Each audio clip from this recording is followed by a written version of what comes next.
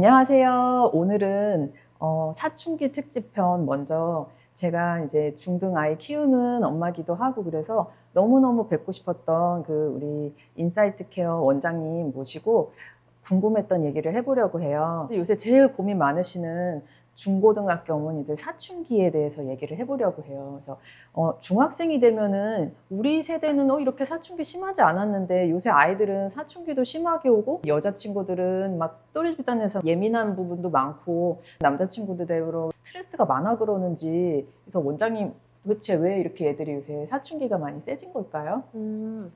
제가 센터를 운영을 하면서 네. 그 사춘기 고민으로 가장 많이 오는 아이들이 중학생 아이들인데요. 네네. 어제도 그제도 중학생 아이들 상담을 했어요. 남학생, 여학생 할 거 없이.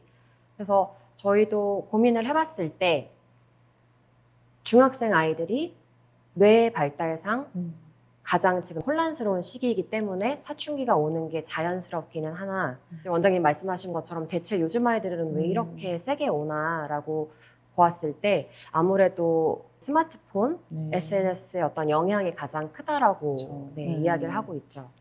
그 정보는 막 그 성인들 대상으로 하는 정보 막 홍수 속에서 애들이 필터링을 할 그런 분별력은 아직 없는 상태에서 오히려 고등학교 되면 애들이 좀 또 나아지는데 중학교 때가 지금 무슨 도파민 폭발하는 네. 시기가 전두엽도 네. 아직 미발달한 상태고 네. 그래서 우리 원장님은 특이한 그 이력을 갖고 계신데 그 강남 자사고에서 20년간 학교에 계셨었어요. 근데 과목 선생님도 하시고 영어 선생님도 하시고 고3 담임 선생님도 오랫동안 하셔서 실제로 진로 상담도 너무 잘하시고 그러니까 진로 상담이 되시기 때문에 그 실제 이제 상담센터 하실 때도 아이들이 멘탈 케어만 해주시는 게 아니라 진로에 대해서도 상담이 가능하시고 그래서 저도 학부모로서 그런 점이 참 되게 경쟁력이 많이 있으시겠다 네, 싶어서 감사합니다. 네, 이거저거 궁금한 게 많았어요. 심리학적으로는 여러 센터에서는 검사를 많이 실시하는 추세이기는 해요. 네. 그런데 저는 기본적으로 아이들과 라포 형성을 우선 하려고 해요. 그래서 아이가 생각을 가지고 어떤 고민을 가지고 있는지에 대한 본인의 생각을 말로 표현할 수 있게끔 많이 이야기를 들으려고 하고 있고요. 근데 일단은 그 이제 센터로 찾아오기까지가 사실 더 힘들잖아요. 사춘기 아이들은 이제 네. 자기 발로 온다는 거는 고칠 수 있는 그런 의지가 있다고 봐야 되나요? 그쵸. 아니면 엄마가 강제로 데리고 왔는데 마음을 여는데 오래 걸리는 친구들 있잖아요. 저희 큰애가 그런 스타일이라서 제가 궁금해서 여쭤봤어요. 저희 애는 그때 사춘기 초입에 풀배터리 검사를 했어요. 그래서 네. 그때 해보면서 웩슬러는 아까 원장님한테도 보면서 얘기를 나눴는데 어릴 때는 웩슬러가 의미가 되게 엄마들이 크게 두시지만 좀 커져서는 그 웩슬러 수치에 담지 못하는 것들이 많잖아요. 훨씬 많죠. 네, 네. 학습적 정서 이런 것도. 그럼 원장님은 풀배터리 검사는 추천을 하세요? 그 검사가 언제가 적기다 이런 거를 한번 얘기를 해주시면. 네. 풀배터리 검사 같은 경우도 그러니까 웩슬러는 아시다시피 대치동에서 안 하는 아이들이 그쵸, 없잖아요. 그쵸. 특히 네, 유학이나 네, 이럴 네, 때. 네. 풀배터리도 요즘 많이 하고 있는 추세긴 하는데 제가 살펴보니까 대치동의 이 센터들에서 하는 풀배터리가 사실 정식 풀배터리가 아니에요. 그래서 다소 이렇게 축소되고 약식으로 하는 풀배터리가 많기는 한데 그게 대치동의 일종 트렌드처럼 되어 있기는 해요. 그래서 저는 풀배터리 같은 경우는 아이가 정서적으로 뭔가 힘들어한다거나 혹은 대인관계에서 어려움이 있을 때 하면 괜찮다고 생각을 하고 초등 이제 고학년이나 혹은 중1, 2 늦으면 고1 때 정도에도 하는 것도 괜찮죠. 그때 보니까는 풀배터리를 해보니까는 엄마 그 검사지도 네, 있잖아요. 맞아요. 그 양육태도 네. 검사하는데 사실 뭐 저도 사교육 종사하는 입장이니까 사실 내가 잘못하고 있다라고 인정하기가 쉽지는 않잖아요. 근데 그 검사를 통해서 엄마 칭찬을 좀 더 받고 싶다 그런 게 나왔거든요. 그래서 엄마 칭찬이 인색하시다라고 그렇게 얘기를 들었을 때 그냥 아이한테 그거를 오픈을 해서 얘기를 했어요. 그러니까 이렇게 나왔네. 너 엄마 칭찬 받고 싶었구나. 내가 좀 못해줘서 미안해 라고 말을 했는데 네. 그 말이 되게 효과가 컸던 것 같아요. 그러니까 네. 엄마도 인정을 하는구나. 그러니까 아이 입장에서도 저는 잘한다고 저는 생각했는데 관계가 똑같으니까 크게 개선될 일이 별로 터닝 포인트가 없다가 검사를 같이 그러니까 뭐 부부도 되게 사이가 안 좋을 때 네. 검사 이게 같이 네, 부부 상담을 상담. 받으러 네. 감으로써 그 힐링되는 부분이 있잖아요. 네, 맞아요. 서로 터놓으면은 제3자가 들어주시고서는 뭐 판결을 내려주시는 건 아니지만은 네. 하면서 상대방이 억울했던 부분이 해소되는 부분도 있고 그래서 저도 그런 면에서 되게 도움은 됐었던 것 같아요. 네, 그래서 네. 아이도 엄마도 저렇게 개선하려고 노력하는구나라는 그런 부분에서도 그래서 그때 이후로 사이가 많이 좋아졌던 부분이 있어서 네. 사실 그 힘드니까 그때 찾아갔던 거긴 해요. 그래서 어디가 제일 좋다라고 하기는 그런데 일단 그 상담해 주시는 분이 해석해 주시는 그 역량이 굉장히 중요한 것 같고 맞아요. 네. 네.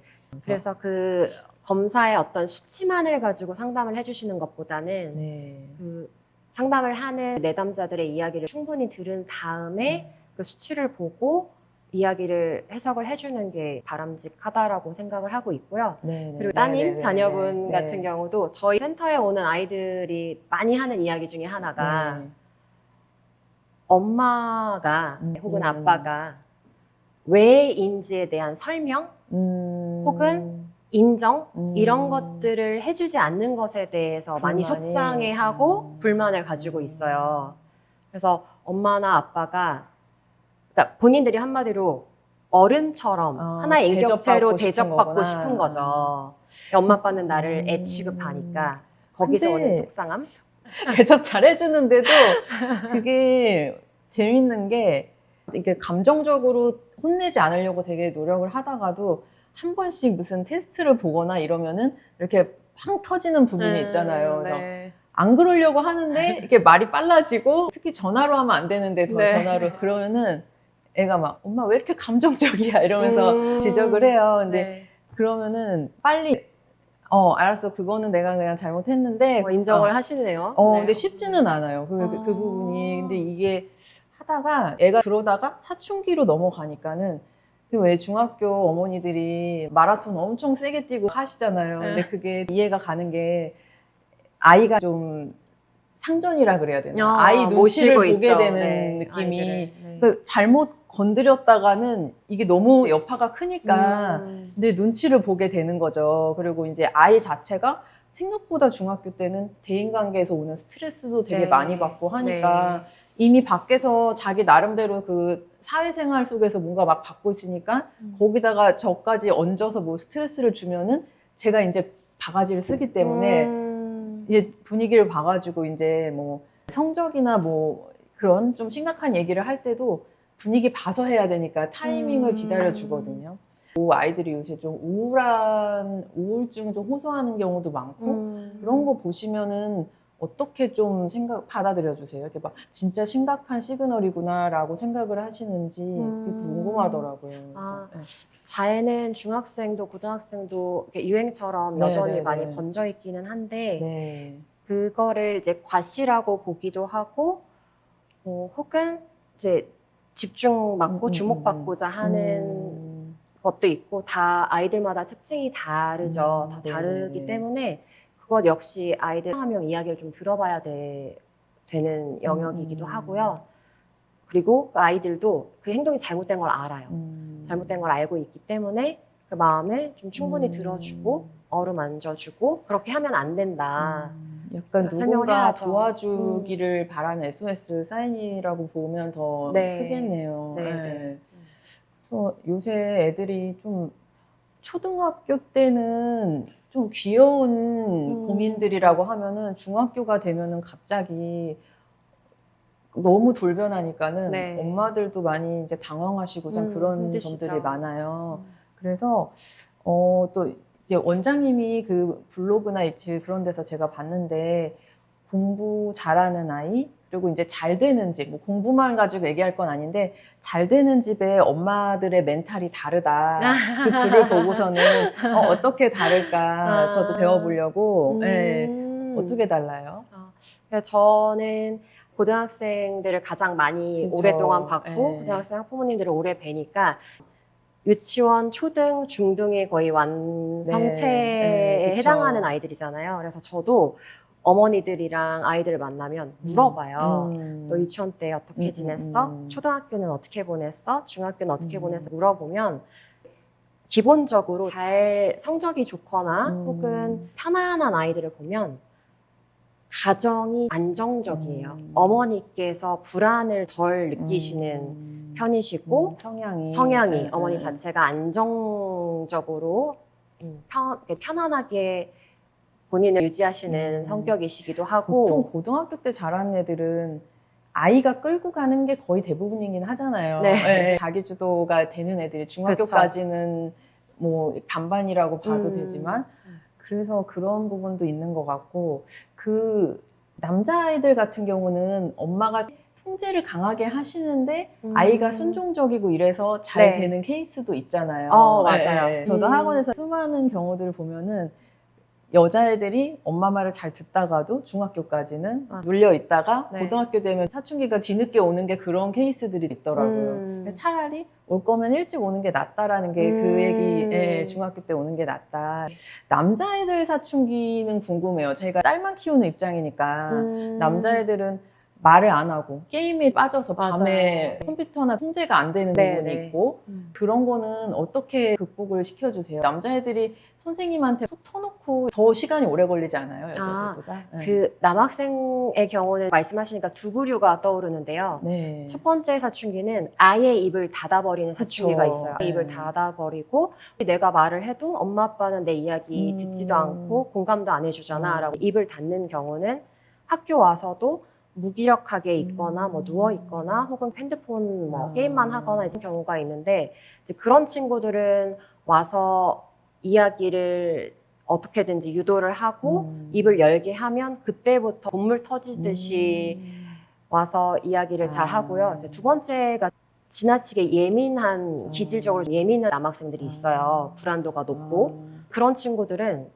남자아이이기 때문에 본인이 남자라는 이유로 어디 가서 얘기를 못하죠. 예민함도 드러내지도 못하고 울지도 못하고. 그래서 그런 친구들은 재밌는 게 와서 점심시간에 1시간 내내 울어요. 아, 진짜? 네, 1시간 내내 울고 가고 밥 먹으러 가야지. 네, 밥 안 먹어도 된대요. 그래서 실컷 울고 나가면서 하는 말이 너무 좋았다고. 선생님 저 너무 힐링돼요. 네, 시원해요. 이러고 나가는 남학생들이 아니 그때 있죠.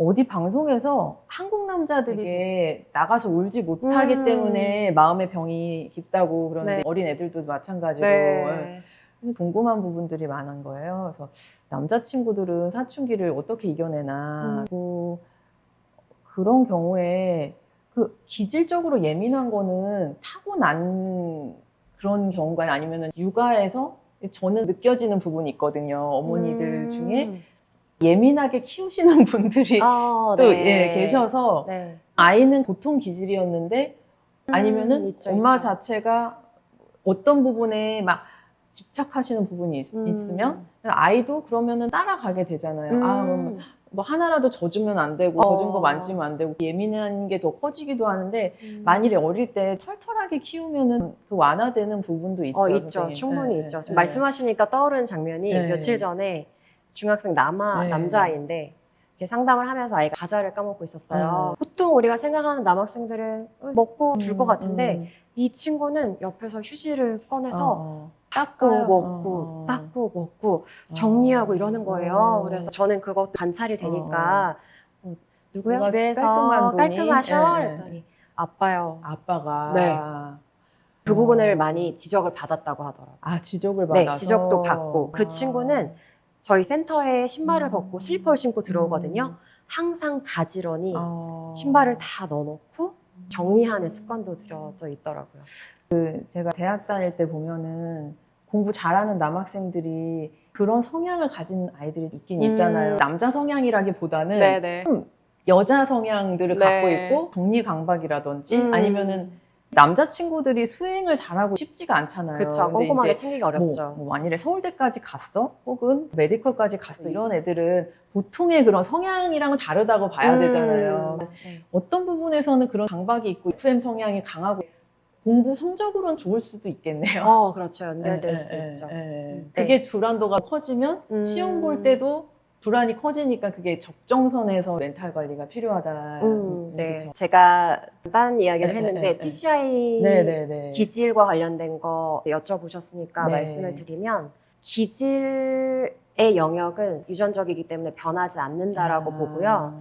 그게 이제 풀배터리 안에 있는 검사인데 네. 그러면은 풀배터리 검사는 TCI 검사 있고 웩슬러 있고 그러니까 합쳐진 뭐 부모 검사 플러스 된 게 다 해서 풀배터리가 되는 건가요? 네, 그렇죠. 거기 MMPI라는 검사도 있는데요. 아. 그래서 TCI 같은 경우 요즘에 또 별도로 대치동에서 많이 하고 있는 추세긴 한데요. 그 이유가 아이가 공부를 하는 데 있어서 타고난 성격과 기질을 바탕으로 네. 학습 방법을 잡아주는 게 또 맞다라고 보는 분위기이기 때문에 요즘 네. TCI 검사도 많이 하는데요. 그래서 기질이라고 하면 네. 우리가 갖고 태어난 그렇죠. 영역, 네. 그래서 안정적으로 일생에 걸쳐서 쭉 가지고 가는 걸 기질이라고 본다면 성격은 그 기질을 바탕으로 양육 환경과 사회적 환경 속에서 어떻게 상호작용을 하면서 형성되어지는지 성격으로 보고 있는 거죠. 어떤 기질과 어떤 양육 환경이 만났을 때 가장 아웃풋이 그래도 제일 많이 좋더라. 네.